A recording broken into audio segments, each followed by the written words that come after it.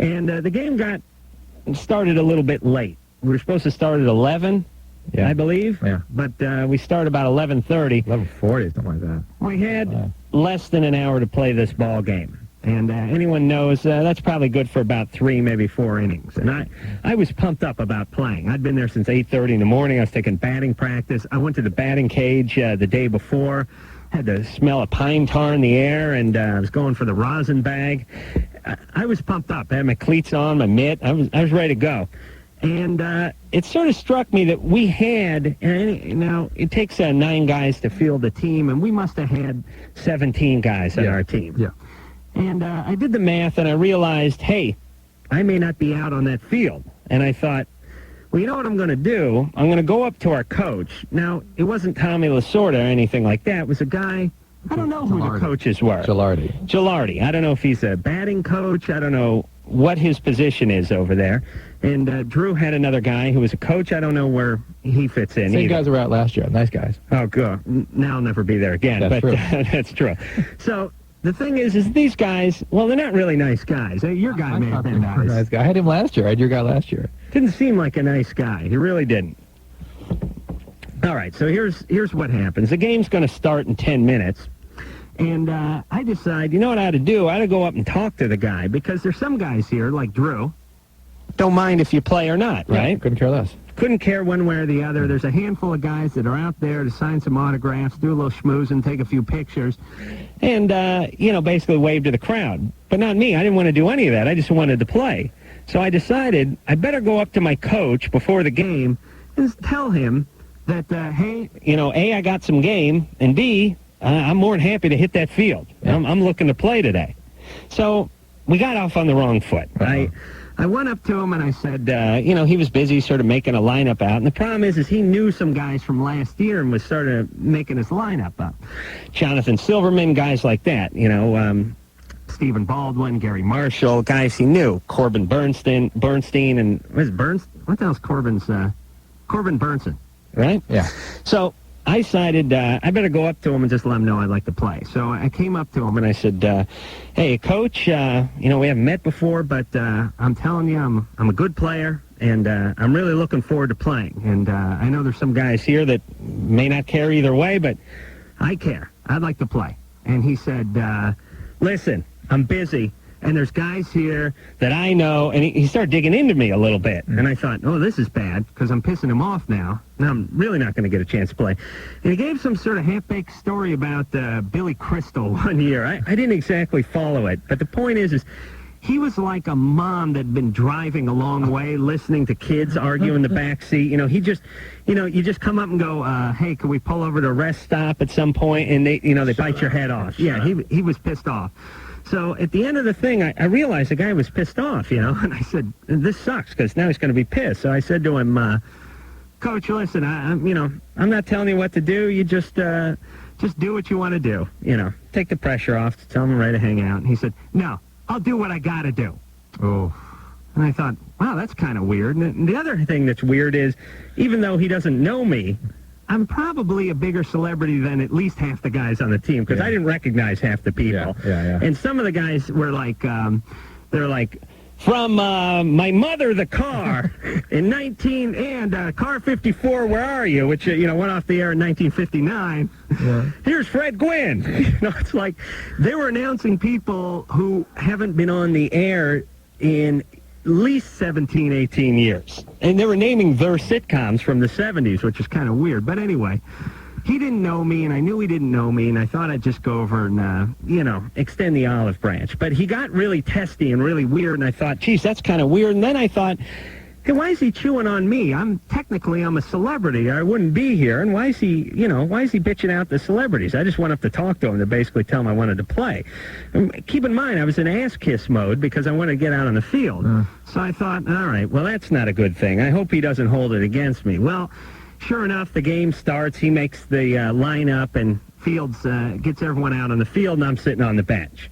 And for the most part, these guys are what I would call average at best, with some bad. Yeah. A couple of good players, couple of medium, and the rest basically suck. I mean, if you're around sports, you just watch a guy swing a bat once or throw a ball once, you can tell if the guy knows what he's doing or not. Yeah. Most of our guys were fair to poor, yeah. I would say, with the exception of maybe 2 or 3 guys. I was probably had more skills. Doesn't guarantee anything, but probably better player than most of those guys. We've got that piece. You got that part. Okay. Well, I just want to let people size up the competition here. Okay, it's getting too cathartic. Okay. So what happened? So, Cut to the chase. Let me get to the story here, Right. please. You got another story, too, we got to tell. So. No, we'll get to that tomorrow. So I'm sitting there on the bench, and now an inning or two has gone by, and he's starting to work some people into the game. So, Drew, would you shut that line off? That was an accident. So what he does is he starts picking everyone on the bench around me, but he ain't picking me. He's putting the guy to my right, the guy to my left. Literally, I'm sitting in between 2 guys I was talking to the whole time. He puts this guy in, he skips me, puts that guy in. He's starting to put everyone in, and I'm just sitting there. And I'm realizing, hey, there's about 12 minutes left because I'm looking at the big Dodgertron screen there, and the game's ending at 12:30. It's like 12:18 or something, and I ain't getting in this ball game. And I'm sitting there. And then we come up to bat, like for second to last at bat, and he's yelling for Stephen Baldwin. Stephen, you're up. Now I'm thinking, oh, where's Stephen? Stephen's not around. Stephen's like, I don't know, he's doing blow in the locker room, or he's doing an interview with E. I don't know where Stephen is, but Stephen ain't around. And he's yelling, Stephen, Baldwin, you're up. Get up there. So I grab a bat, and I go up to the guy, and I say, hey, doesn't look like Stephen's here. How about I hit? And he says, sit down. And I say, well, I don't think the guy's here. And he's, Baldwin, where are you? I say, I don't think he's here, Coach. I got a bat right here. How about I hit? He says, sit down. I said, you know, Coach, Stephen Baldwin, he's already hit today. He's already had a time at the plate. I've not been up yet, and doesn't look like I'm going to get up. How about I hit? Sit down, he says. So I say, hey, kiss my ass. And he says, what'd you say? And I don't know who this guy is, but apparently he's used to people being nice to him. And I said, hey, kiss my ass. He said, you want some of this? I said, I absolutely do. Bring it on. Bring it on. The guy was, I would have taken great pleasure in pummeling that guy's ass. I really would have. I really would have. Question. Yeah. Were the guys on the bench watching all this go on? Yes, they were. It was not a morale booster for the team. But Ann, seriously, I'm telling the story exactly how it unfurled. I've been at this goddamn Dodger Stadium since 8:15 in the morning taking batting practice. It's now 12:15, and I'm really flirting with just walking back into the showers. You know, I mean, it seems like this guy was taking this game so seriously. It doesn't really matter. They do take it seriously, and they took it very seriously, as was Adam taking it, by the way. But number 2, I wasn't taking the game serious. I just wanted to play. Yeah, right, but the thing was cut short by an hour. No, not an hour. There should have been 3 more innings. The game was supposed to start at 11, and it started like 11:35 or something like that. 11:40, yeah. Okay, it was cut short. But the irony of the whole thing is Baldwin, and I'm sure he'd tell you this if he was here, didn't have a whole ton of game. Not a slouch, but I think he either struck out or grounded out his first time up. And I probably had a little more bat in me than Baldwin did. But be that as it may, I hadn't batted yet. And there was 3 or 4 guys, or 4 or 5 guys on our team that hadn't been up to the plate yet, and he was having the guys who'd hit already hit again, and they weren't good hitters. So how did you end this thing? Did you actually get nose to nose with him? Yeah, we got nose to nose, and I told him he can kiss my ass. And if he thinks if he's got a problem with that, bring it on. And so he starts looking around again, and he sends Morales in, Mucho Morales. No, what's the guy's name? He's the guy we had on Loveline, had his own, on the TV show, had his theories about AIDS and that kind of stuff. That genius. Yeah. Isai Morales, right? Who you know well from La Bamba, 1974 movie. Played Richie Valens' brother, you know. So he says Morales, get in there, you know. So Morales gets in there, and Morales promptly trickles one back to the pitcher that the pitcher all but underhands to the first baseman and throws him out. So I said, hey, Coach, nice call. That's strategy, brother. Now he's pissed. Now he comes back at me again. I say, hey, kiss my ass and bring it on. And so he starts going a little nuts. So I went over. What did he say at that point? Get out of here. I can't remember. He was just pissed. He was really, really pissed. He was pissed like a guy. He reminded me of like, I don't know, it's like some guy had hung out with Sinatra for too long or something. You know, you say he's not used to having anyone say anything to him. But hey, this guy was a prick. I mean, I swear to God. I mean, I'm there to play in this celebrity game, and I want to get my hairy ass in the game. All right. So I went over to the opposing side there and hung out with the Jimmy and Kimmel and I were hanging out. Yeah, hung out with some of the guys from Arizona Diamondbacks and all that kind of stuff. And you know, the team was a little freaked out, but I think they knew I was right, and you know, I stick by it. I really do. I'm sure it'll be the last... The story you heard about tomorrow night is how Adam discussed his masturbatory habits from national television audience at the Teen Choice Awards tonight. All right, look for that on August 16th. Let's put that into context, Drew. That's tomorrow night. Okay, we're giving out the best sex scene award, for Christ's sake. What do they want? All right, so that was my weekend. Okay. All right, ready to go? Yeah. Mm. Nicholas? Yeah. You're 17. Yeah. What's going on?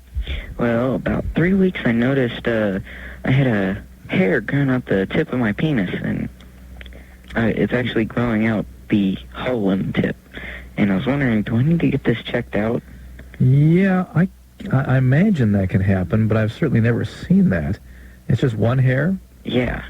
That's strange. It makes me wonder if there's something else going on in there that's causing the hair to grow in an abnormal place, like a wart or something like that. Be that as it may, I certainly wouldn't do anything with it yourself, because yanking that out in that area not only could be terribly painful, it could get infected. Yeah. All right? Now, wait a minute. Yank the thing out. What are you talking about, Drew? Drew, I have done almost what I would consider major surgery on myself over the years and have never had a problem. Would you do this? Well, I'd yank the hair out of there. Of course I would. Here's the deal. Well, the day that I had found it, I did pull it out, and it grew back. Yeah. Something. How fast? Real fast? It grew back in about 4 days. Yeah. Something may be going on in there stimulating that. So I'd have it looked at. All right. Maybe nothing. Maybe just a mole or something. Okay. Thanks. But it's just abnormal enough that I would have it looked at. Hold on a second, Nicholas. Mm-hmm. Are you able to look down the business end of your penis? I mean, can you shine a flashlight and take a look down there? You have to invert the urethra. Yeah, you can squeeze it off a little like one of those plastic change purses, right? Yes. And you shine a flashlight, you can probably see a ½ inch down there on a good day. ½ inch? Maybe a ¼ inch. Listen, that's ½ inch right there. I don't know what yours... You got a trick penis. Listen, it turns inside out. This is not a science. I'm saying if I got a little pen light flashlight, held my penis up and squeezed it together a little bit and shined a light down there, I could probably see a ½ inch down there. Okay. Maybe 3/8. I would look down there, see where it's growing from. See if you got a mole or something. I don't have any other moles or any warts on my body. All right, but you got hair growing out of your prick, Nicholas. So look down there, see what you can see. Yeah, but how does he know what he's looking at? And get it checked out, all right? All right. Listen. I know you're the master surgeon. I understand that you've had great training. Most of it done on yourself, I understand. That's right. As with most of your life habits. But be that as it may, other people may not have those same skills. Don't you want to look down there, see where it's growing from? Your penis? Jessica? Hi. You're 16. Yeah. What's going on? Okay, I'm gonna get to this quickly. Alright, I was at my friend's house and I found out she was pregnant, okay? How old is she? She's 16 too, but her boyfriend's 23. Beautiful. Yeah, and, alright, well, she doesn't want the baby, and there's no way in hell that she's gonna tell her parents. Okay. And, well, she's 4 months pregnant now, and her parents still don't know, okay? And she's planning on having the baby, but I don't think the baby's too healthy. She's not, like, eating properly. She's planning on having the baby, and her boyfriend's gonna get rid of it for her. How? He's gonna kill it. Perfectly normal, perfectly healthy. You got to stop this somehow. I don't know. Her boyfriend found out that, I know, because he walked in while she was telling me.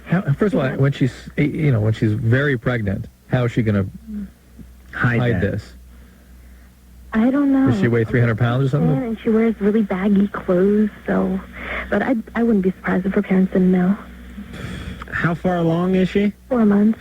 To me, this is the awful consequence of a world in which abortion is okay, I'm sorry to say. Because the logic is perfectly consistent, right? Well, what difference does it make if it's inside my uterus or outside? It's still my body, my thing. I do it as I please. Yeah. No. Oh, no? Listen, I don't care that much. I really don't. Yeah, but oof. It's not that big a deal to me. I know it sounds horrible, but there's if to me, if the kid's a day old or 7 months old, not a huge difference. I said I'm completely against all this. I'm completely against abortion, but... Good. But yeah, anyway, so her boyfriend found out that I know, and he said if I told anyone that he'd kill me too. All right, that sounds good. Listen, I don't think this is going to happen because she's going to give birth in the hospital, right, Drew? Is that true? No. No? No. When she's going to go into labor or something, she's going to call her boyfriend, and he's going to take her somewhere to have the kid. No, that's not going to happen. Where's he going to take her? I don't know. She wouldn't. He got extremely mad.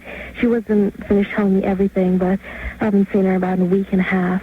Right. And you know that childbirth is a very dangerous potential, certainly in bad. Listen, he's not doing this. He's not doing this.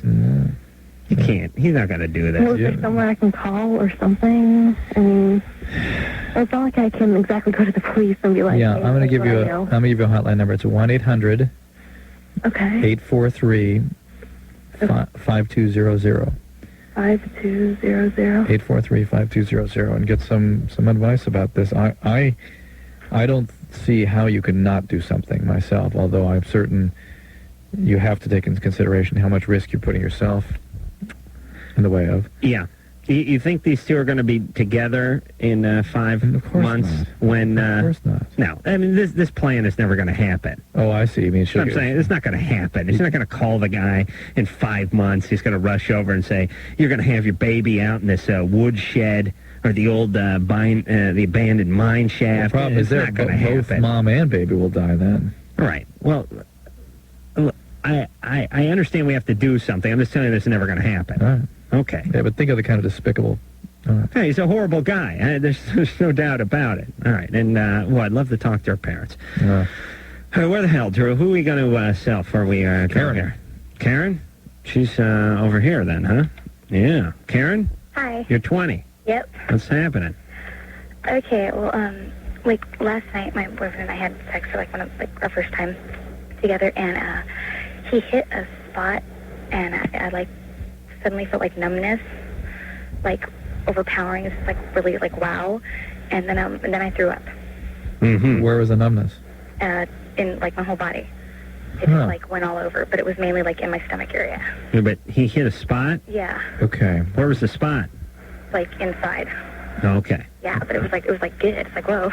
Okay. And then you threw up? And then I threw up. Fantastic. Hold on a second. Okay. Yeah. That's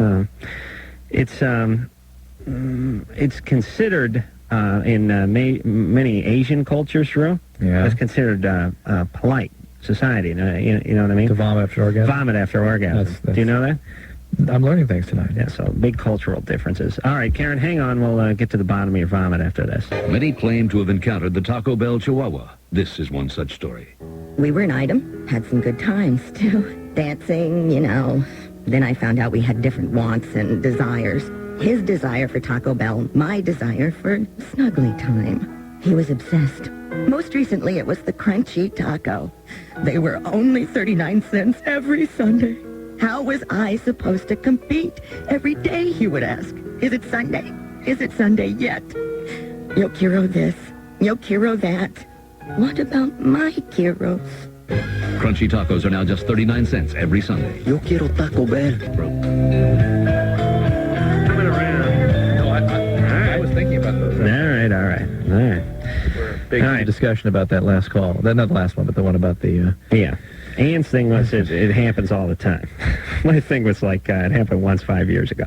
Well, regardless, it has happened, and it has to be taken seriously. It's like any other very serious threat. Well, how do you take it seriously? Just tell them to call the cops, right?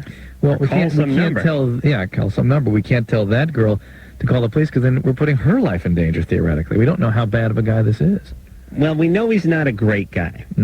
he's at least average to below average, I would say. I just think the chances of this guy coming back around in 5 months when she's ready to give birth and taking her out to the woodshed is slim to none. It may still happen, and hey, to me, if she's going to go out to the woodshed and they're going to toss a kid in the lake, that's just Darwin at work there. I hate to sound horrible and cruel, but listen, think about it. You know what I mean? I mean, anybody, I got this thing with the family. If you want to kill your parents, or if you parents, you want to drown your 1-week-old, have at it. I mean it. I really do. I don't blame the Menendez boys. I really don't. No, I don't. Listen, their folks raised 2 people, decide it'd be a good idea to shoot them. That takes care of itself, you ask me. Drew, here's my point. You got the triplets? Mm-hmm. What if 15 years from now, they'd be in their early 20s, right? Mm-hmm. 15 years from now, all of them got together and said, tell you what, I'm going to buy a shotgun, we're going to head in the room, we're going to blow Mom and Dad's head off. Wouldn't you just figure maybe you had something to do with that? Yeah. Nature or nurture? Whose fault is it? Yeah. Either way, it's your fault. You screwed up. Well, that would be a different situation than killing or drowning your, 5-day-old. That is a different situation, but I mean, that's a horrible thing. It's not a good thing. It really isn't a good thing. I'm with you. I really don't. I don't look at it as night and day different than a third or second trimester abortion. That's especially third. It's not night and day. It's worse. That's why they do this sort of thing. Is that they don't see any difference. No, they do it because they're idiots. What do you mean? Why? Yeah, but that's what allows them that logic. Well, hold on. I'm going to use your logic. Let's just say that the fact that abortions are legal and used quite often in this country, according to your logic, opens the door to this kind of stuff. It happens twice a year. Is that a big door opening? Do you think if it had any discernible effect on this, it would happen 500 times a year? I don't know what the data is. You hear about it in the press once a year. I don't know what the actual data is. Well, you hear about it when it happens, I'm assuming. You hear about when people are caught. Okay, let me ask you this, though, Drew, and don't hide behind your data. Do you think this is a problem? Yes. It's a problem. This happens quite a bit in our society. I don't know that for a fact. I don't know. Of course, you don't know because it's not a problem. This is not a problem. I'm reluctant to say it is because most of my impression comes from the press, and I know that's the wrong way to get an impression. No, it happens. People kill their 2-year-olds. They kill their 6-month-olds. They do this all the time. But these, I would argue, are screwed up people. And these people are going to do, screwed up people are going to do screwed up things regardless of what's legal and what's not legal. I'm just saying there's millions upon millions of people who don't kill their infants, even though abortion is legal, and 2 out of every 200 million do something. You can't chalk that up to. All right, let's get the calls. I think, okay. So you make your point. Thank you very much. Karen? Hi. You're 20. Yes. This was the vomit after orgasm. Did you have an orgasm? I think that was one. You just had something that felt good, and you became numb all over your body? Just in that region, and then my stomach and my legs kind of just tensed up, and then went real numb, real relaxed. And I hadn't experienced that before. I got a theory. Don't you think she just had that hyperventilated and yeah, something like that? Got nauseous. That's what I'm trying to figure out. There's a couple things that occur to me. One is that there's something like an infection or something that he is causing to break loose or pressing on, causing some sort of disturbance of the autonomic nervous system, or whatever he did stimulated caused her heart rate to slow down and sort of almost went unconscious, or this is just her first orgasm and she let me do even a little more legwork. He pumped 14 wine coolers into her in order to get her in the jacuzzi, and that didn't help matters either. Karen? No. Did you have anything to drink? No, I did not. Nothing? Nothing. No, didn't smoke any weed, do any coke, nothing? No, I don't do any of that stuff. Were you dizzy or anything when this happened? Mm-mm. How long after the event did you vomit? Probably about maybe 10, 15 seconds. So almost immediately. Have you had other orgasms? If I did, I didn't know. Do you have pelvic exams regularly? Mm-hmm. And everything's okay? Yeah. All right. When do you do for your next one? Actually, I just had one about 2 weeks ago. All right. So it is something about The intensity of experience you had, maybe you didn't I'm hyperventilate. guessing she just hyperventilated, got excited. Yeah. Once in a while you throw up anyway. What do you mean? I just mean maybe it's not always necessarily connected to what was going on. Maybe you weren't in such a good way, and then you got in the car and you started driving, and that put you over the edge. 10 seconds after her orgasm. Well, I'm saying... Was she driving? No. I'm saying... Here's what I'm saying. Yeah.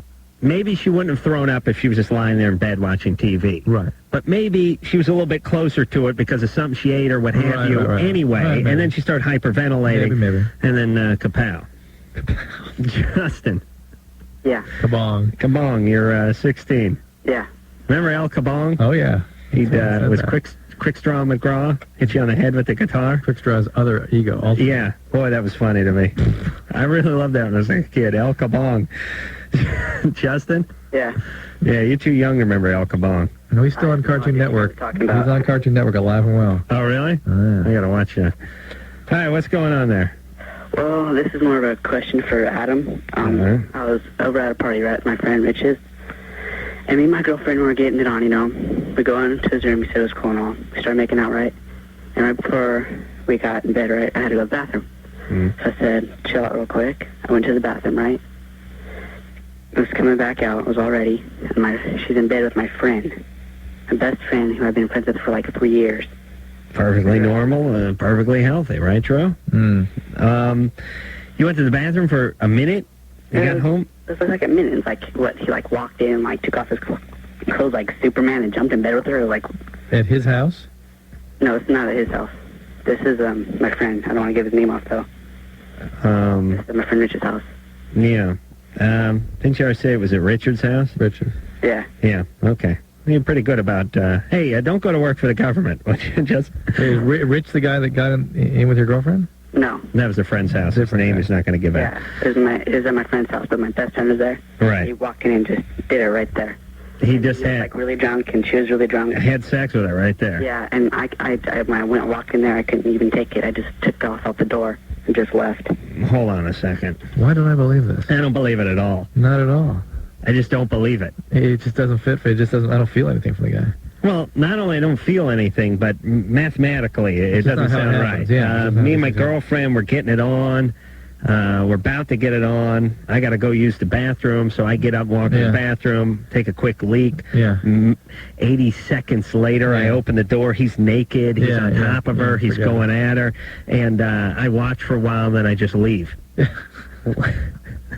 That's not the way these things happen, Justin. Nice try. Yeah. Well, I don't know. Let's just say it did. All right, don't talk to the guy, don't talk to the girl. That's it. I don't do a lesson. Watch it. We'd have to talk about the kinds of choices he makes, but that's that. All right. Okay.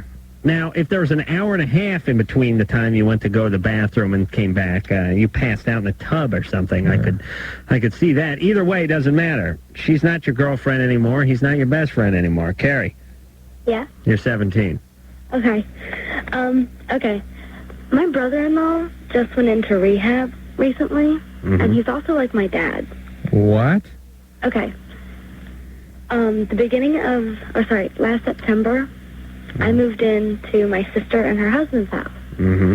And because me and my dad don't get along at all. And my dad lives with my other sister. So, well, my brother's been like a crackhead since he's 13. And, he just recently went into rehab. He's been in and out of rehabs, but now he's in like the one in Pennsylvania. Your brother or your brother-in-law? My brother-in-law. Has been on crack since he's 13. Yeah. Is your dad an alcoholic? Yeah. Surprise. My whole family is screwed. Right. So, I don't know. It's like my sister won't tell me anything. I was at the beach when it happened. When what happened? When he left.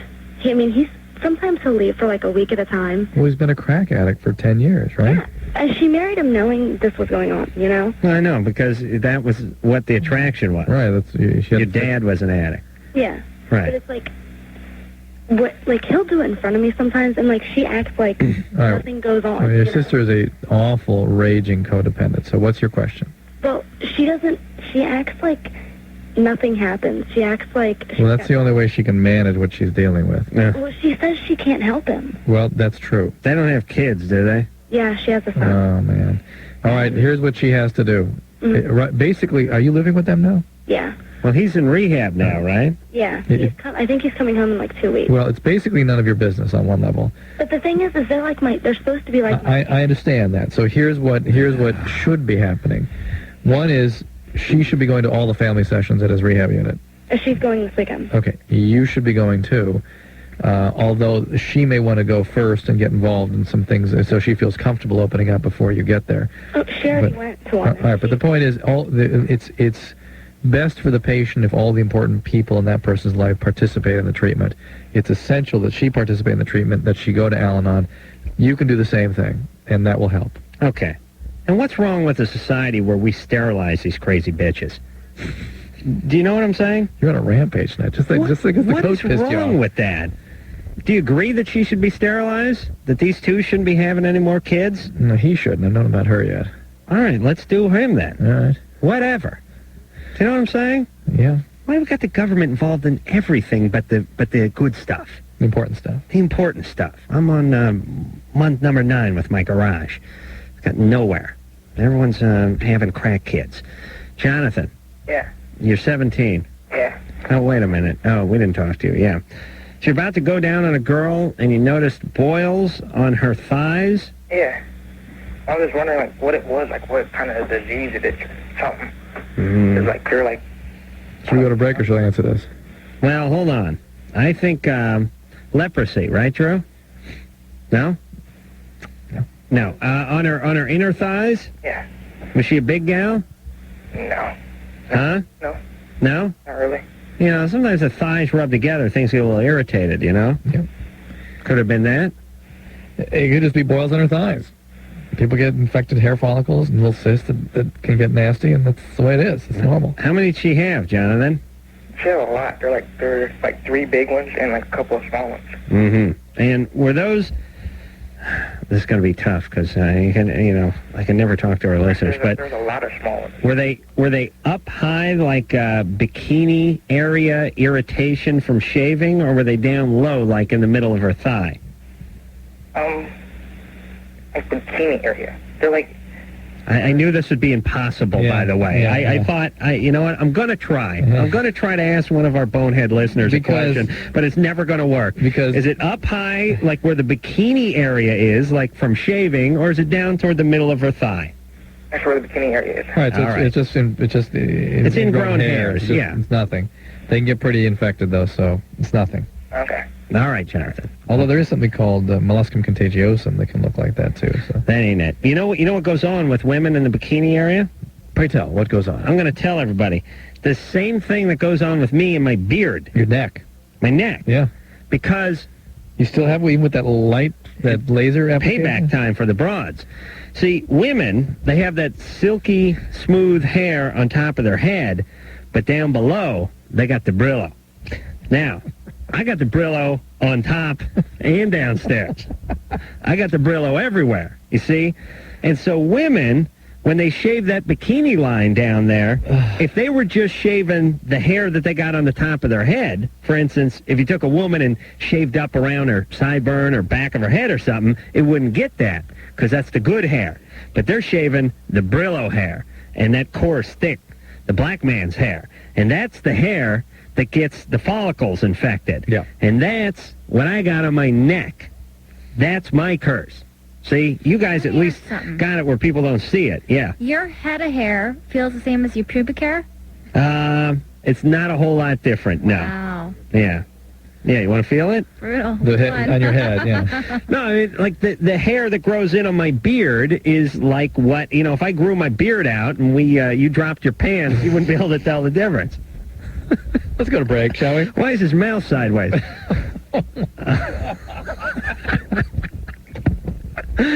All right, we'll take a little break, then we'll come back.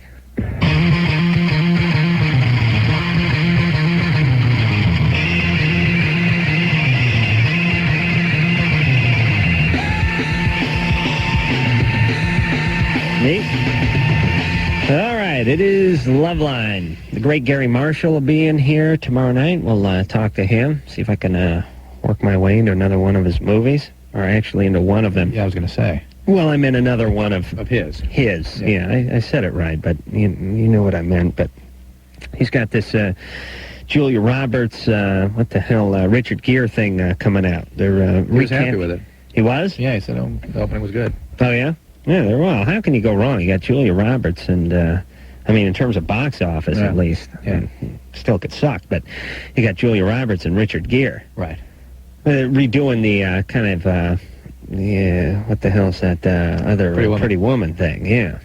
Surprised it took this long to be redone. I don't understand, though. I'll ask Gary Marshall this. I don't want to piss him off. But, hey, if you're Julia Roberts and you got $1 million, I was going to say million, and you got $1 billion in the bank, and you've already done Pretty Woman and all that stuff, well, I don't know. Why bother? That's my take.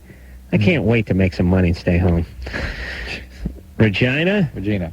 Yeah, it could be Regina. No, it's Regina. All right, smartass. What's going on? Well, I have a question regarding that one guy that called earlier with the warts. How do you get rid of those? The warts? No, not the warts. The little wart thingies?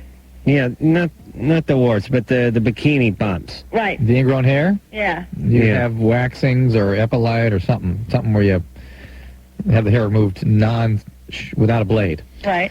All right, let me give you a few tips because for once there's something other than life in general that I know more about Drew than. Hair. You can, yes, hair and the follicle and how that works, and the ingrown hairs. All right, you ready? Yeah. There's this stuff, it's called, I think, bump off. It's, black guys use it down there. You work, not down there, they use it on their neck, you know. You know, black guys always get that ingrown hairs on their neck, same thing I got, because we got the same hair. That's why the brothers dig me. I don't know if you knew that, Drew. But there's stuff called bump off. There's a few items that are made for this that they have. If you go into the pharmacy or the drugstore and you hit you just follow the scent of that Afro Sheen and you'll find it. You got to go into the section for the brothers. Okay. You get that, you put that stuff on down there. That helps you out. Also, that Oxy 10, I'm telling you, that stuff works pretty good, too. What about having the hair removed? What, you mean like wax or wax something? Or the laser? Yeah, have the laser. Okay. Yeah. I don't know, when you wax, I don't know when it grows back, if it still does anything or not. When you wax, doesn't it, like, hurt? Yes. But don't those bumps hurt, too? Well, yeah. No, they don't Shaving hurts? Yeah, that irritation after shaving. Right, yeah, that itching part. That's why people do those waxes. All right. God, okay. Thank you. Hey, you're 30. Yeah. Gina, where you been? Been in Europe or something? You don't live near the coasts by any chance? No. No. No. Yeah, you're inland, huh? Yeah. Yeah, you don't even have a swimming pool, do you? No.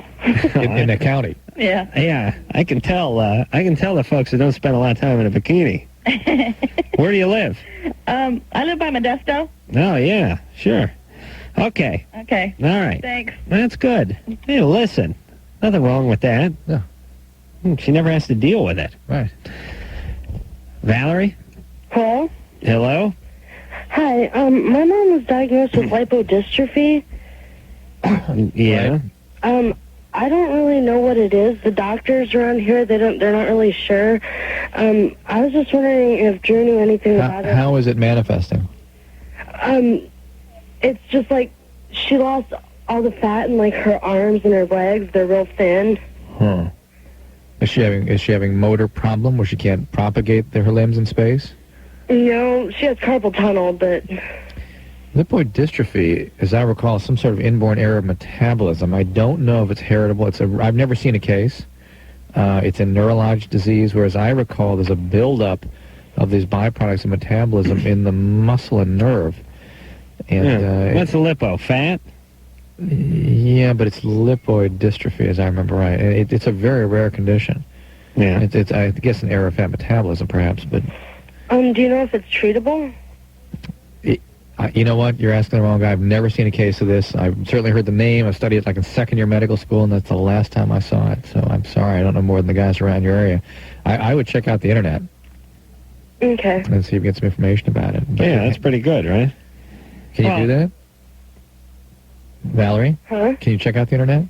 My mom did, like, when she first got it, and she didn't find a whole lot about it. Yeah, it's a pretty rare condition. Is there a college nearby? Not a junior college? UC Davis. Is she going to go up there and get checked out?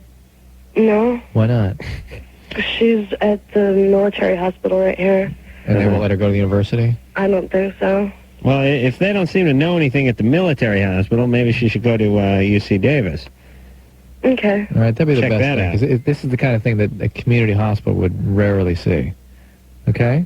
Okay. All right. All right, Valerie. Bye. Good luck to you and your mom. Okay, thanks. All right. You know, I almost went to UC Davis, by the way, Drew. Really? They wanted you to play football, right? That's right. I wasn't stupid enough to do that, though. I had a date with a carpet wand. Oh, yeah. Shannon, Hello, you're 24. I am. What's going on? I was curious how to, like, as an adult, navigate dealing with my mom and all of her, like, emotional and relationship issues when she calls me for help. Yeah, don't talk to her. That's what I do. What's the matter with her?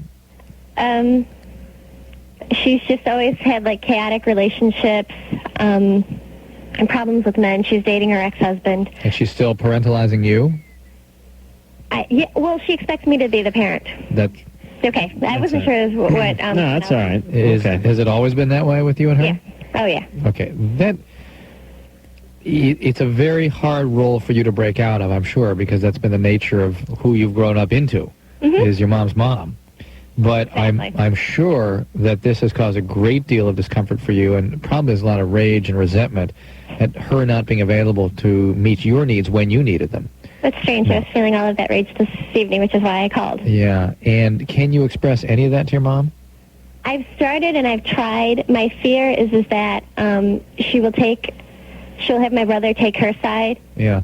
and I will lose control. All right. I will lose access to my nieces. Okay. And not an unrealistic concern, because your mom... Yeah. Well, listen, mom is mom. Mom's not going to change. Her expressing herself is not going to change what mom's I know, all but about. listen, let me tell you how to handle this, Shannon. Okay. I'm telling you, I hate to sound cold, but this is the only way you can go through life. It really is.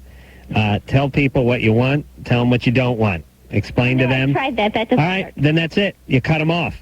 You cut them off. I'm not worried about cutting her off. I'm worried about cutting my niece. Well, that's between you, your brother, and his wife, An alternative, and you have to deal with that. An alternative is for you to get some therapy, so you have an I'll start that on Wednesday. Good, because you'll have an alternative way of you'll have an alternative way of getting through these feelings, so you can manage your mom without abandoning yourself. And listen, here's the deal too. Like I said, I may just be in prick mode today, but if your brother is listening to your mother, and when you call up and say, "Listen, I'd like to be a part of my niece's and nephew's lives," and he says, "Screw you, Mama said not to talk to him," well, then scratch him off the list too. I don't know what else to say. I But mean, then the kids lose out. No, I understand. Well, yeah. You know what I mean? Yeah. It's just one of those. It's the way it works. There is something to with that advice, Adam. Yeah, that's why you gotta have friends. Okay, take a break. We'll be back. Yep, it's Loveline. We're going to take a quick 10-second timeout, and we'll be back with more of the show in just 10 seconds. This is Loveline on radio station 94.7. Entercom radio station. KNRK.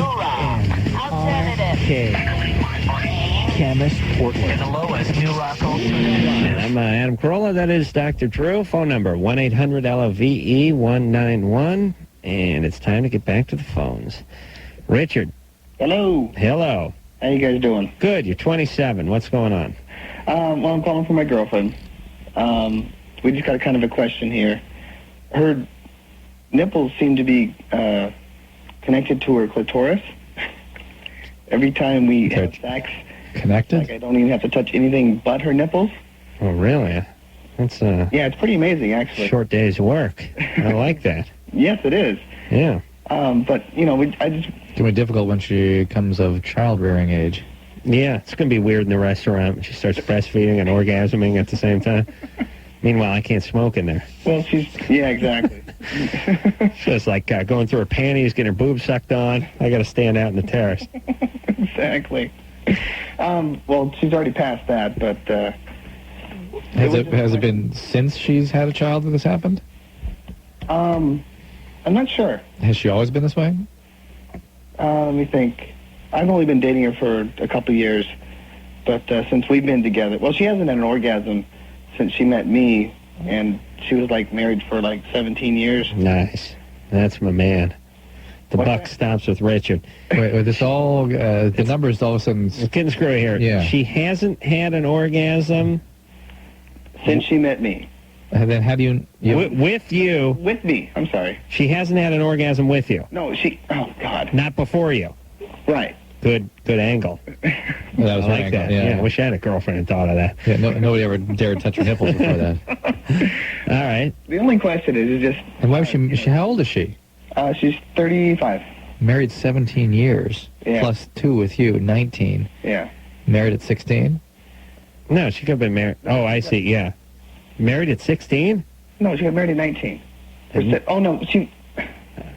Let's not sweat the details. What is it with the nipples, Drew? And why is this a problem, Richard? Oh, it's not a problem at all. All right. Well, I actually was worried that there might be some endocrine disturbance. Whether or not she's always been this way. Could this be some sort of hyperstimulation from God knows what, some pituitary tumor or something? It just concerns me that it's well above average, and you wonder if it's biologically based. If she has always been this way, she's one of those interesting people. Well, maybe she's always had an endocrine problem. No, it would have shown itself by now. Oh, I see. Yeah. Well, is it worth checking it out? If it's a new thing, yeah. All right, so if it's new, check it out. Yeah, especially even if it's new since childbirth, I would just check it out. Okay. Zach? Hello? I don't know why we're talking. Oh, I want to talk to Zach. Zach? Yeah. Yeah, 26. Yes. Yeah, what's going on? Well, let's see. This started about 2 weeks ago, right? I got this, like, lump or something, like, in between, I guess you would call your scrotum and your, I guess your ass. Mm-hmm. You know? Very creative words. I guess you'd call it that. That little piece of skin down there. Yeah. In between there, it like swelled up, and I had it for like a couple of days, and then it went away. So I wasn't really worried about it, but then it came right back, and it like swelled up worse and worse and worse, and it got real swelled up and real sore, and it hurts really bad. And well, last night though I was at work though, and it like popped and like busted or something. Nice. And I had like all this like pus and stuff. I mean, I know it sounds really gross, but it like popped in my underwear and it was like all in there and stuff. Yeah. And it's not as bad, but it's still sore. All right, sure. Hold on. Yeah. It's just really scaring me. Carbuncle. I had one. Same place. Why did you... In scrotum? On the border of Annisburg and Scrotumville. Yeah, they both fought over it, claimed it as their own. Like the Statue of Liberty. It was New Jersey and New York both claim it. Yeah. Yeah.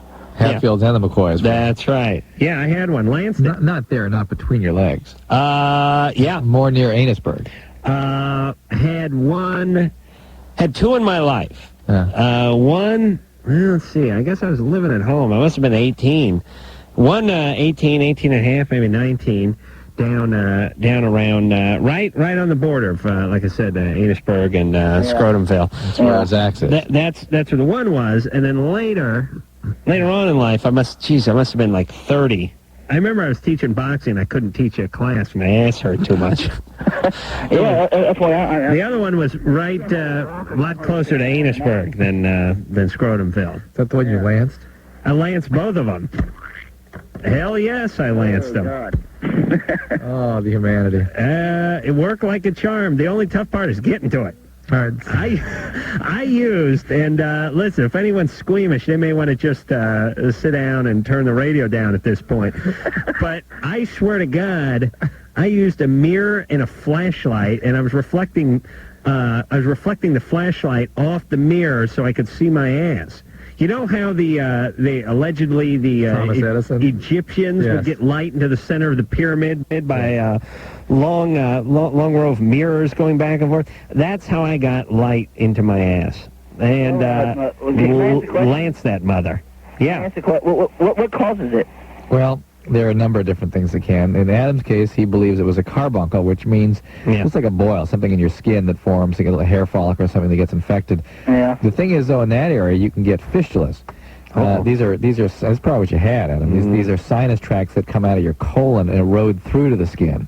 And these actually need to be looked at by a surgeon. Sinus tracts. Little sort of ancillary little burrows that get dug through to the skin. Yeah. And they need to be looked into. This didn't seem to come from the inside out, though. This seemed to be on the skin. Yeah, but it's almost impossible to tell the difference. All right, but I lanced the thing 15 years ago. It hasn't come back, I understand. And that's probably adequate. But, Zach, there's there are various kinds of fistulas, and there's various kinds of things like this that can sort of be caused by other medical conditions, and so it's important you have somebody look at it. Also, is going to probably require some antibiotics, and it may require some surgical debridement and packing and all that good stuff. Please. I just lance mine, get the flashlight, the mirror, 40-ouncer out, and a pin, and go to town. Oh, I've done a lot of work on myself, Drew. I really have. I am just ecstatic about Thank God I didn't go to the doctor. Be up on the stirrups with a guy like a nurse. Could you hold the scrotum out of the way? We got to get in there. Oh, Jesus. You couldn't tip a guy enough for that. Where's the penis? It's out in the car, Doc. Come on. Yeah, it was beautiful. I got to tell you, the only bad part is I rubbed Preparation H on it for a goddamn week because somebody told me. I said actually it was my buddy Ray. I said, hey, I didn't have a doctor. I didn't have insurance or anything. I said, my ass is killing me. He said, you got a hemorrhoid. Yeah, it could be a hemorrhoid too. I said, well, I never had a hemorrhoid. Well, you got one now. He was so excited over the notion that I had a hemorrhoid. And I was thinking, well, my ass is killing me. I must be a hemorrhoid, although I hadn't had one before. But I figured, I was lifting weights or something. I must have done something. And so I'm rubbing Preparation H on my ass for a good week, and I'm going, this stuff does not do jack. Well, not for a thrombosed hemorrhoid or a fistula or a... No, kind of abscess. You can have abscesses and things for them, all kinds of good stuff. It's a very not so clean area. Oh, really? Yeah. Yeah, no kidding. So one is, especially on me, one is 5 years in the grave, and another's got almost 15 years in the grave. So I'm feeling pretty good about my ass about now. Know what I'm saying? You sure talk about it a lot. Yeah, thank you. Never had a hemorrhoid, Never been constipated either, by the way. Good ass. Melissa? Yeah? You're 18. Yeah, I am. What's Okay, happening? I kind of have a complicated thing here for you guys. I'm hoping you guys can maybe help me out. Mm-hmm. Okay, well, I've recently, about 6 months ago, I've gotten into a relationship with a girl. Mm-hmm. It was my first one and everything, and I'm really in love, but it came about in kind of an odd way. How? And, okay, what happened was, about a year ago, we, kind of experimented, I don't even know, I can't really remember what happened, but it wasn't a big deal, and we, talked about it, and we're okay, we're not, we're not lesbians or anything, so we stopped. We didn't do anything for, 6 months. And then we were around, this guy, was oh, you guys should kiss. It was at a party, we were pretty drunk, and they're yeah, you guys should kiss or whatever, so we did. And, we liked it, and we talked about, we're oh, it's just because a guy was watching, oh, it was exciting. And so then, a couple other times, these guys would be go kiss again, at different parties, and we would just, kiss, and it was, no big deal. It wasn't, anything sexual. And then, it kind of got to be where, I started to care about her. Mm-hmm. And one day she just said, oh, well, I've never really liked the guy. I've never really been with one I've cared about. I really love you. And it's, all these things she was telling me. And I was oh, and I was kind of feeling them, too. And so we've been together ever since. And I've had boyfriends and all, and I've never cared about him like her, and I had never had an orgasm until I'd been with her. Yeah, all right.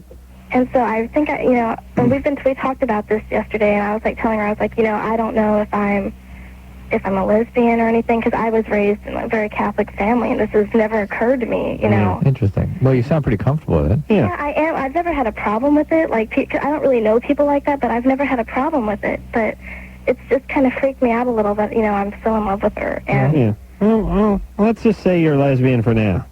All right? Oh. Yeah, that's all right. Yeah, because that's, what she's been telling me, because, she thinks that I'm going to grow out of it, and, we got in an argument about it because she's not, really secure in how I feel about her. Well, it sounds like you aren't secure with this as a life choice. Yeah, that's what I'm... You have sort of other things that you imagine yourself involved with, like... Penis. Your previous notion of what a nuclear family was, right? Yeah, and it's I don't really have a problem with, gays and lesbians. I don't, but I've never been with a guy that Right, but maybe you're gay. Maybe that's it. Maybe you have to learn to come to terms with the fact that your life is going to be different than you thought it was going to be.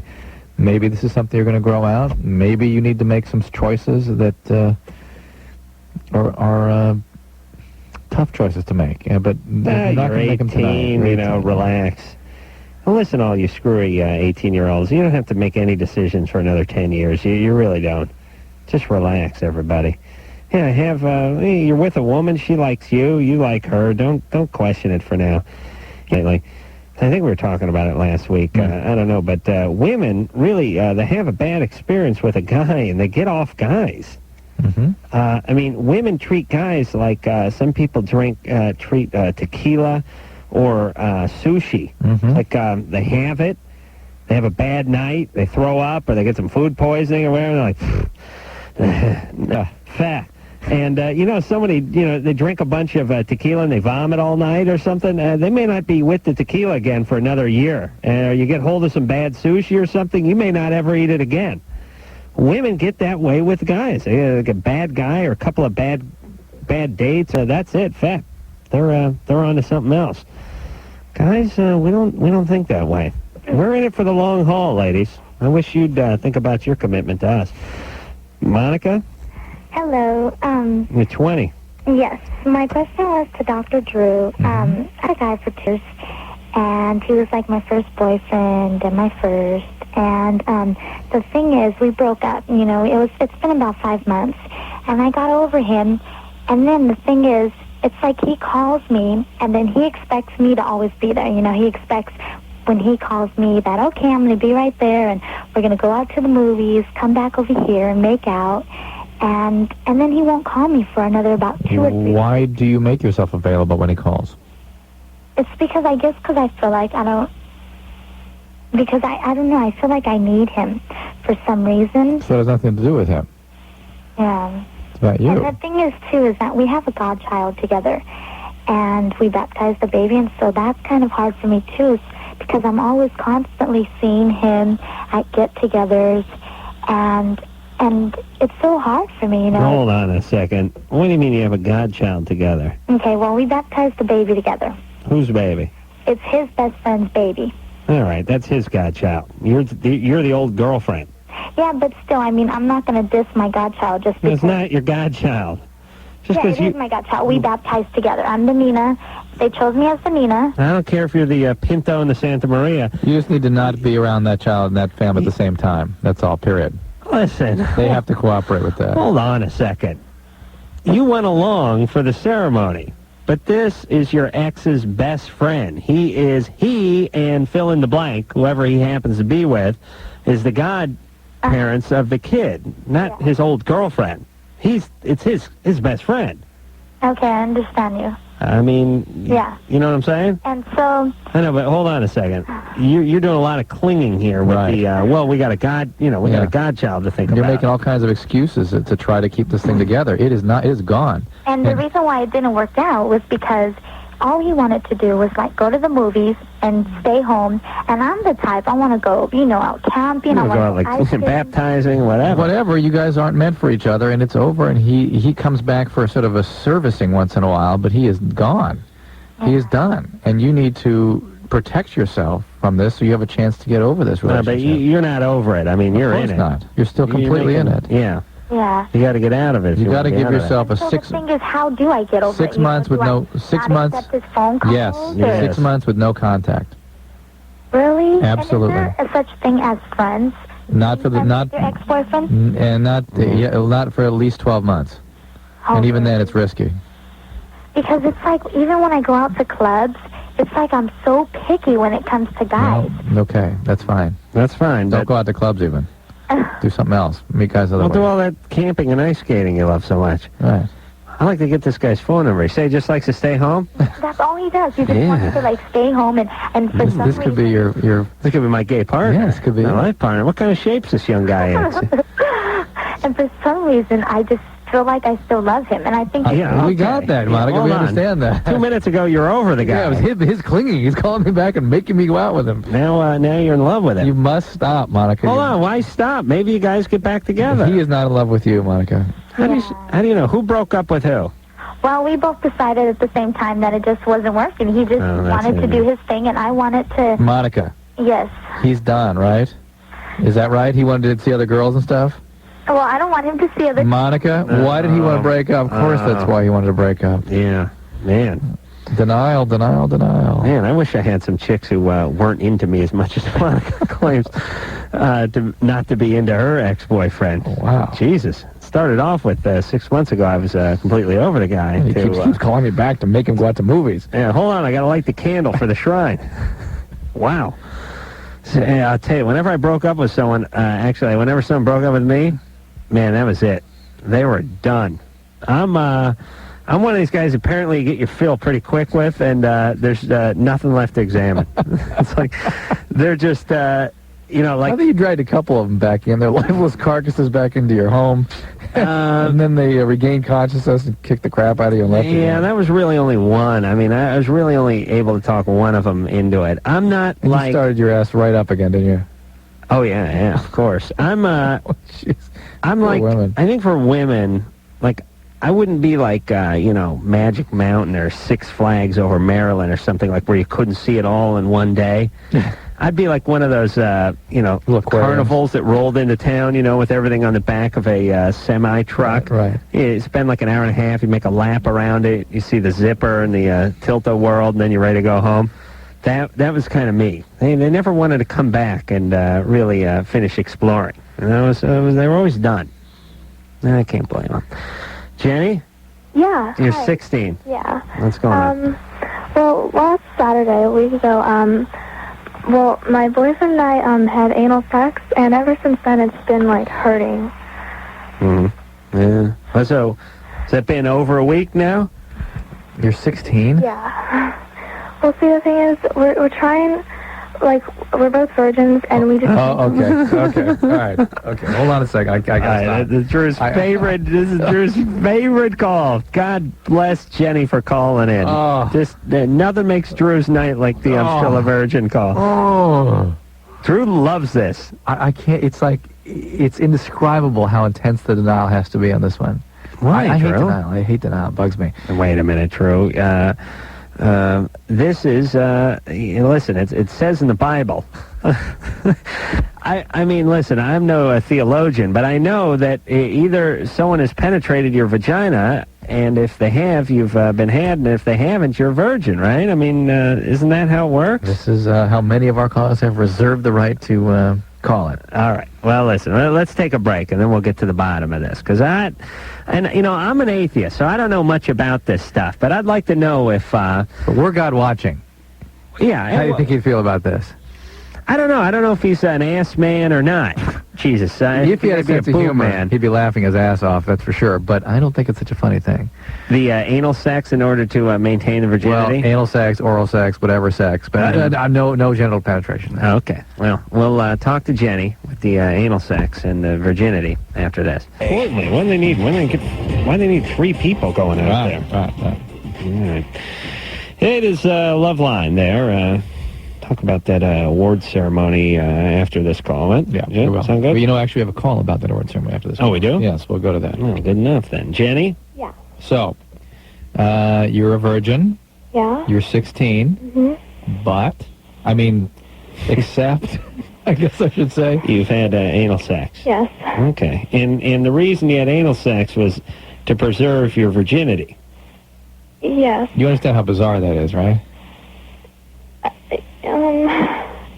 Not really. Virginity really is about chastity, not so much about the penis entering the vagina. It was an old sort of economic term, let's say, that was necessary for a woman to be a virgin in order for a transfer of properties to go on. Well, go look up virginity, would you, Drew? We did this once, didn't we? And it did say something about I don't know. About intercourse. Honestly, I got stoned 100 times between then and now, so... it did say something about... probably said something about both. Yeah. We don't have a dictionary But everybody is choosing to define virginity on their own terms today, and I find that quite bizarre. But anyway, so... let's put it this way. Forget about God. Let's just talk about your next boyfriend. Now, what do you think he'd be more excited to hear about? You being with a guy and having intercourse, or you taking it in the ass? Right, I understand. You know what I'm saying? All right, forget about your next boyfriend. Let's talk about your dad. Yeah, dad. Let's talk about Grandpa. Oh, God. You know what I'm saying?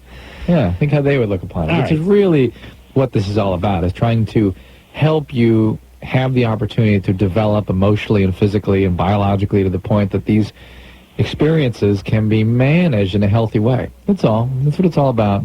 That's why those mores are there. What's your religion? I don't have one. Oh, you don't have one? No. Oh, well, why are you so worried about keeping the virginity then? Well, we've only been going out 2 months. Oh, okay. All right. Well, that's different then. So, did you get you in the ass on the first date, or how'd that go? What's your question? What is your question? Her ass hurts. Yeah, it does. Yeah, well, it's not a healthy thing to do. You can tear it. You can cause hemorrhoids. You can get infections. These fistulas we were talking about and abscesses. You can do that. Keep the fistula away from that part of the region, I'm telling you. Why is everything a double entendre when we talk about the ass and the fistula? All right, so, Jenny? Yeah. Well, Drew, how long should she hang before she sees somebody? How long ago did this happen? A week. A week. I think it's about time. You take some hot baths for tonight. That will help. You're taking those, is it a sits bath? Just sitting there? Yeah, sit in a hot bath. Really, it will help, Jenny. I'm serious. No matter what's going on there, that will be helpful. Okay. And get to your doctor and just let him take a look. Make sure there's nothing serious going on here. Oh, that's good. I feel bad. We're just having a good time with Jenny. Well, but it's not something funny. I mean, we're joking around. It's kind of funny, yeah. But not that funny. All right, so Jenny, sit in a nice warm tub. See if it gets any better. Virgin, an absolutely chaste young woman. Chaste? Chastity. Uh-huh. I see. Ah. So what's that mean? Then it goes down. The fourth definition is a virgin, a person who's not had sexual intercourse. Right. So the first one is just a woman and hasn't been penetrated in any way. Chaste. Well, let me get virginity. What's the difference between chastity and penetration of any kind? Chastity means that you're overall very... That's what I mean. Yeah. All right, wise butt. Wise butt? Stacey, I don't like to swear in the air. I like kids listening. Stacey? Hello. Hello. Guys. Hello, you're 25. What's going on there? No, I saw you guys at the show tonight. Oh, you did? Yes. Fantastic. Well, why don't you tell people what the show was? The Teen Choice Awards?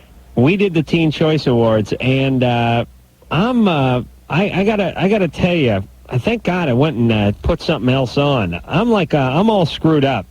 I don't know. I saw you disappear with Daisy for a while. I'm dying to know what happened then. Oh, I gave it to her right in the ass. It was great. Yeah, I'm sure.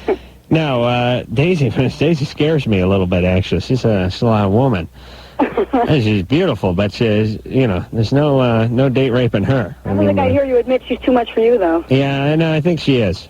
Uh-huh. I really, I like someone who makes my penis look big, and that ain't Daisy. Although, Drew, I have to say you were funnier when you were alone at rehearsal. Funnier? That's nice.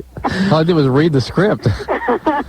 No, you guys were good. All right, thanks, there, Stacey. You're welcome. Yeah, how's it going for you? Everything all right? Yeah. Okay. Now, what did you think about Adam's comment at the end there? Which comment? See, I was backstage during the show, so okay, all right. It was hard to hear. Okay. Although you didn't like the Woody line. Yeah, he changed it. Yeah, I know. Well, let me explain. Oh boy, let me explain why I changed the Woody line. What the line was? The line was on the Teen Choice Awards. The award was a surfboard. Actually, a surfboard. An actual surfboard, 5.5-foot surfboard. And one of the writers who wrote this whole script that Drew and I didn't do a word of said, listen, I really like the end line where you present the award and say, basically it said a Woody. This thing's, now the Woody goes to, that's what they call this thing, right? The Woody goes to, I thought that's just what surfers called it. Yeah. Sort of alluding to the penis with the Woody. Being the surfboard. And the surfboard in the double entendre. The problem with that is a surfboard is not a Woody. Anymore, yeah. No, it never was. A Woody car. is a station wagon that surfers carry surfboards in, but if you're just holding a surfboard and saying, look how big my Woody is, it doesn't really make a whole lot of sense because, as Jan and Dean would say, we'll, throw the wetsuits in the Woody and all that kind of stuff, but it didn't make any sense, so I realized that, and I dropped that line, too, but it was fine. We had and the line you delivered was? I'd mentioned that I'd masturbated to all of the movies that were nominated in our category. And I want you to feel proud of it. Actually, I said personally masturbated, which I realized later didn't make a whole lot of sense. As if I think you said you have the personal distinction. of having masturbated to every one of these. Well, it was something like that. I just was trying to spice up the show a little bit. It felt like it was dragging. But, you know, it was a fun awards show. But it was very good. Here's my thing, and oh, boy, this is why I need, like, a handler. I didn't go to the rehearsal because rehearsals... He didn't want to. That's for suckers.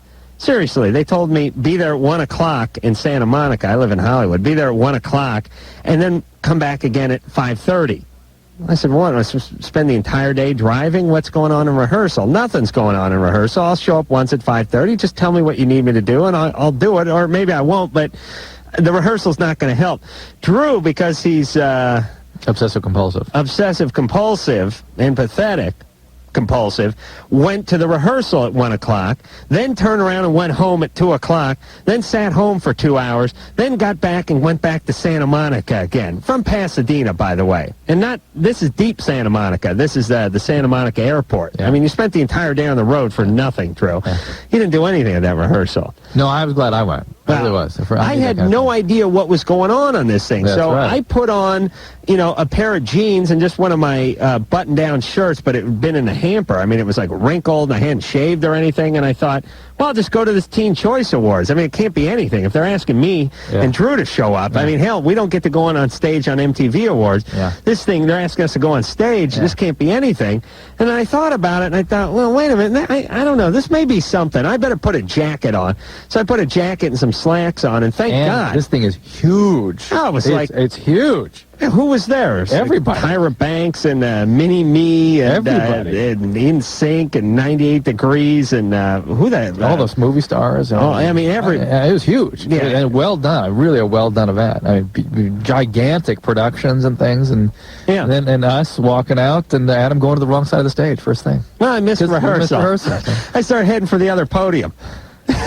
There's 2 podiums, one on each side of the stage, and they were like, yeah, hey, go out there. And I started walking out. I was walking out first, and the way you hit the stage is there's one podium on the right side and one podium on the left side, and we were entering on the right side, and they pointed, and I just kept walking straight. I was walking right for that podium, and I needed to hook a left and backtrack and go to our podium. But, Drew, did they tell us which one we were going to?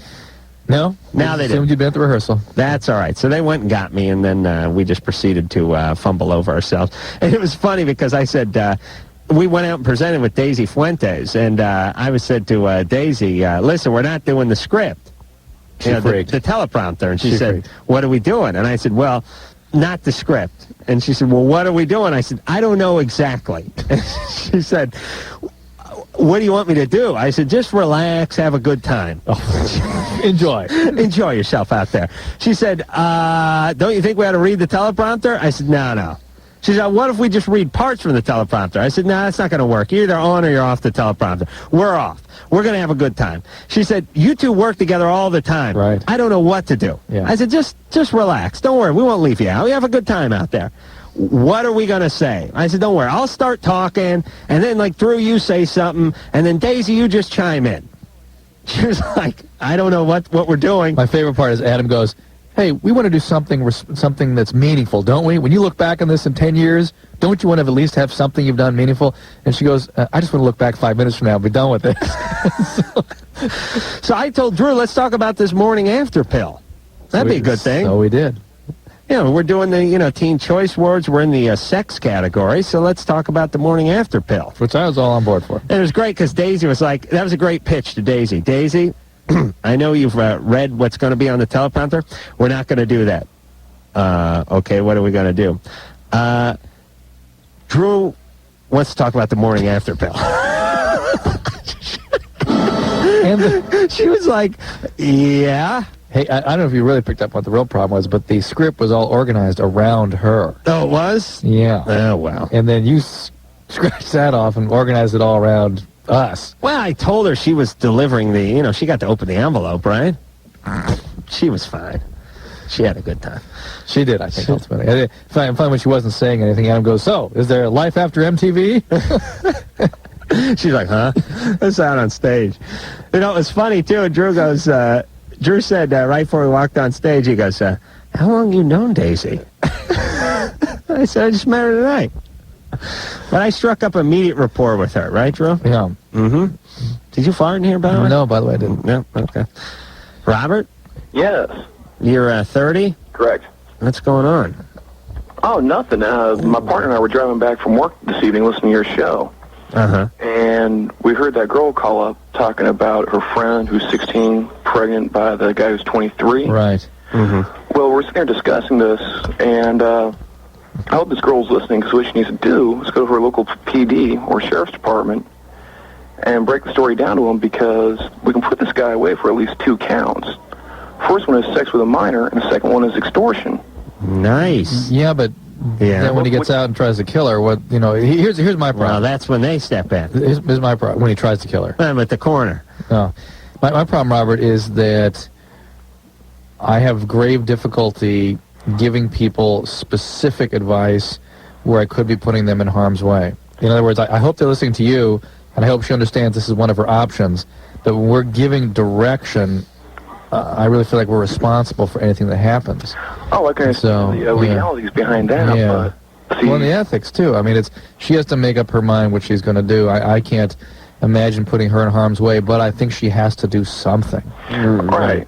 Yeah. Would she be guilty of commission if she doesn't do something? That's a fine line, because, again, the extortion comes from the fact that the boyfriend's threatening her with grievous bodily harm up to and including death. Right. So, being a co-conspirator or anything like that, probably not. Okay. Are you a cop, Robert? I work for the Department of Corrections. Where does that mean you work in a prison? Right.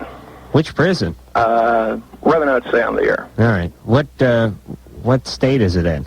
California. All right. One of the 33 prisons we got here. Wow, we got 33. Correct. That's good. All of them at maximum capacity. Yeah. Wow. God bless us. Putting everyone away. Yeah, to make it to retirement with no problem. Yeah. We got plenty of idiots who are selling drugs in there. Meanwhile, we let the molesters off on good behavior. No, we got plenty of molesters in there, too. All right. Well, that feels good. You know, Robert, I was watching, this, I watch that True Hollywood Story every Sunday night. And I don't know if I was ranting about it on the air or not. It seems to me I somehow neglected to mention anything. But you know how I went berserk, I think it was about a month and a half ago, when I realized I was watching a thing on Ted Bundy. Ted Bundy has a kid, since he was incarcerated. Ted, has taken out 35 co-eds, basically, but he's got a 19-year-old daughter, because we cannot, even though you've taken out 35 school-age girls, still you got the right to F when you're in prison, right? He got married, so he has himself a kid. The other, Tex Watkins, from the Manson family. Right. Tex has 3 kids. All sired in prison. Right, he's up at Mule Creek State Prison, I believe. Listen, here's my take on this, and why don't you bring it up at the next meeting, Robert? Really. As long as we're infringing on these guys' rights, as it were, I mean, as long as we're taking some privileges away from them, and listen, you want to walk into a house and brutally stab pregnant women and their house guests, I'm all for taking away rights. Let's go ahead and check screwing off that list, too. Well, we tried that once before, and I believe it was the ACLU was hired for this, and basically, after lawsuits and whatnot, we had to give them back their boneyard visit. Right, yeah. Well, ACLU does have a valid point. There's no reason why a guy is convicted of mass murder shouldn't be able to sire a few kids from inside the house, the big house. Even though there's no possible way he can support or take care of those kids, it's important that the gene pool of a guy like Ted Bundy, a guy who pretends to have his arm in a goddamn sling and hitchhikes by the side of the road so he can brutally rape and attack and kill 17-year-old women. It's important that we have his gene pool pushed along. Oh, yeah. Yeah, I think that's important. I swear to God, I like that. I every time I hear about one of these guys, all I hope is that one of these guys gets out and does something to these ACLU. So one of their daughters, one of their granddaughters, one of their nieces or nephews. You know what I mean? It's absurd to me that Tex Watkins has 3 kids. 3 kids. And I mean, he walked right into the, Tate and LaBianca house with a knife and just started stabbing away. Sharon Tate was 8 months pregnant. stabbing away. All her guests, the whole thing. But he's got 3 kids. Please, listen. Let's snuff these guys immediately. Robert, would you do some mercy killing? Why is all the mercy killing going on in the hospitals? Why don't you guys do some mercy killing in prison? Well, unfortunately, with our use of force policy, we can't get away with that. Oh, I swear to God, we got it all screwed up. Every other male nurse who works at a hospital is putting a pillow over somebody's head. Meanwhile, these guys are dying at 90 in prison. Why don't you start snuffing these guys? Be like, the angel of death. Help poor Robert. Don't beat on him. No. No, I'm with Robert. I'm just saying, I want you to be my Sandman. You know what I mean? My inside man. Well, tempting as it may be, I don't want to be dressed in blue myself. All right. So, now how many... Are you going to be a sheriff? You put a few years in the can, and then you hit the streets? No, I work for one of the state prisons, do some time there, and possibly even just retire as being a correctional officer. Is good pay. Not a bad gig. What do you pull down a year doing that? CO tops out at just under $50,000 a year. Not bad. Good deal. And you can work some OT, right? Right. Full benefit package. Great retirement plan. All the pepper spray and ass on a shingle you can eat, right? Definitely. And do you go home every day, or do you do like a fireman where you put on a few days? You do 8-hour shifts, 5 days a week. Wow. Working one of the 3 watches. Because, you got to keep an eye on these turds for at least 24 hours a day minimum. God. Yeah. And then you just go home at the night, bring home a good paycheck, and laughing about these idiots on the other side of the fence. What about the guys who work the guard tower? That seems to be the cush detail, the guard tower. Yeah, it is. It's pretty good up there, depending on which tower you're in. Right. Yeah. Because I don't want to get down and turn a fire hose on anyone or anything like that. You know what I mean? I like to be up in the guard tower, nice TV, maybe a chair that reclined. Nice. Sit there in your tower, watch them. If depending on which tower you're in, you might be listening to them on their phones when they call home. Get to monitor their phone calls. Oh, that's pretty. Do you have, and seriously, are these conjugal visits going on? They have trailers to have sex in? Correct. And how are they monitored when they're in the trailer? We don't go in there, but what they have to do is throughout the time that they're spending in the family visiting units, depending on which institution you're at, each institution has their own program. Basically, at certain times, a little alarm goes off inside, like almost like a doorbell. They have to come outside. We have to visually check them, make sure it's still the same individual. Right. And then they go back in and continue whatever it is that they're doing with their guests. How often do they get those conjugal visits? It depends on if the inmate has earned time off from his job inside the prison. Right. Because we try to make all the prisoners work. Yeah, that's good. And if he's got enough time off and it's his turn, they have to schedule it in advance. Yeah, but here's the reality. The guy probably gets more tail than we do, Drew. Seriously, you think? Yeah. Probably. All right, hey, one last question, Robert. Knock yourself out. What do you got up there in that tower? Is it like a shotgun or an M16, or what do you got? It's a Mini 14. It's chambered with a 5.56 millimeter round, same round that goes through the M16. Okay, and how many rounds does it hold? We have 20-round magazines, and most towers have at least 50 rounds up there. Do you get to shoot to kill? If it calls for that, someone's life is in jeopardy and there's no turning back, then you have to. Good. All right, you shoot away. Don't think twice. No thinking twice over here. All right, good man. All right. All right, Robert. I don't know if he had a question or not, but I had some for him. All right, we'll take a little break, and when we come back, I'll tell you what else is wrong with the system after this.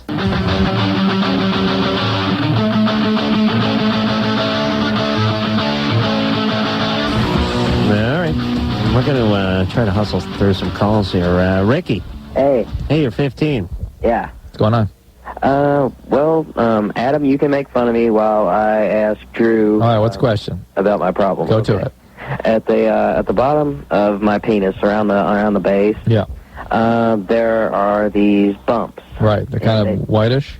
Yeah, they don't protrude out, but they're right under the skin, and they're really annoying. Well, they're the pearly penile papules, and they are normal. They're normal? Normal. That's right. They start coming on around your age.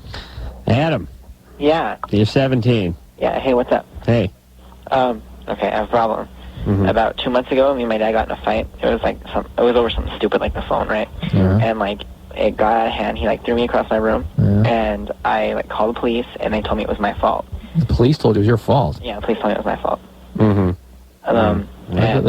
Something's wrong with the story. Missing parts. We don't believe you. Yeah. Go ahead. Well, no, we don't believe you. It's You're just something missing you're not parts. telling us. Yeah. Okay, what part would you like to know? Well, you called the police and said what?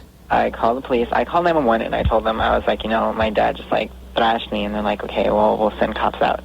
Police came, and they talked to me outside, talked to my dad inside, and they were just asking questions like what happened, and they were like, well, you have a bad attitude, and I was just answering their questions. I was like, okay, and it was a scary experience. It wasn't fun, and I don't know, and my hair was long and it was red, like fire engine red, and they were like, well, maybe you should dye and cut your hair, and I was like, right? Yeah, probably had a point there. Yeah, but still. All right. So anyway, you're sort of antisocial. Antisocial? Yeah. No. Well, you just walk around. You're one of these idiots who wants you want a bunch of attention, but you don't want attention, and then you get pissed off when people categorize you. Yet you look like a freak, right? No. Well, why is your hair fire engine red? I liked it. All right. I thought it was an interesting thing to do. All right. Why don't you just smear some dog crap on you or something? I mean, that's interesting. That's different. That wouldn't be appealing. All right. So, listen, here's what I'm saying, Adam. You know it pisses your dad off. It pisses other people off sometimes, and that's why you do it. Your dad probably threw you around before, huh? He threw me out? No, he's thrown you around before this. No. Is it the first time ever? First time he's ever done that, but he's had a history of violence though. He used to beat up my mom. All right, so that's the point. He's been violent before, and that's why you are the way you are. And so your dad is ultimately at fault here, and yes, there does need to be some sort of intervention other than the police coming out there every few nights. Where's your mom, by the way? My mom is, she's here too. My mom was just standing in the doorway. She didn't know what to do. Does your dad drink and, too? When the police told me it was my fault, my mom, she was paranoid, and she was hiding in the back of the house, and she was gonna come out and oh boy, no. Does your dad drink? Yeah, he does, but he wasn't drunk at the time. Yeah, really? Wow. He was mad at my mom when this happened. All right, I understand. Something needs to be intervened upon here. Hopefully, Department of Social Services or somebody can help. Well, let me give Adam a tip. You sound like an intelligent guy. I can hear it in your voice. Get into college. Thank you. Yeah, get your grades up as high as they can be. Take your SATs and go off to college somewhere. Already done. Already done? Beautiful. Beautiful. All right. And in the meantime, stay out of your dad's crosshairs. And don't be surprised when people have feelings about how you project yourself to other people. Yes. There's a reason you're doing that not because it looks good. There's a reason. There you go. All right. All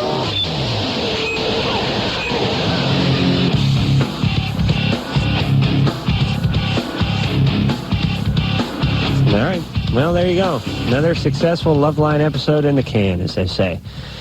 Gary Marshall, the world's nicest yet most powerful Hollywood producer. Yeah. Okay, Drew. You're done. Yeah. It's going to be in here tomorrow night. We'll get to him. We'll talk a little baseball with him and a little runaway bride with him as well, and we'll get to that tomorrow night. So, until next time, it's Adam Carolla for Dr. Drew saying mahalo. This has been Loveline. The views expressed on Loveline are not necessarily those of the staff, the management, or the sponsors of this radio station. Probably not the views of Westwood One Entertainment. Loveline is produced by Ann Wilkins Ingle. Now, please listen to this station. Long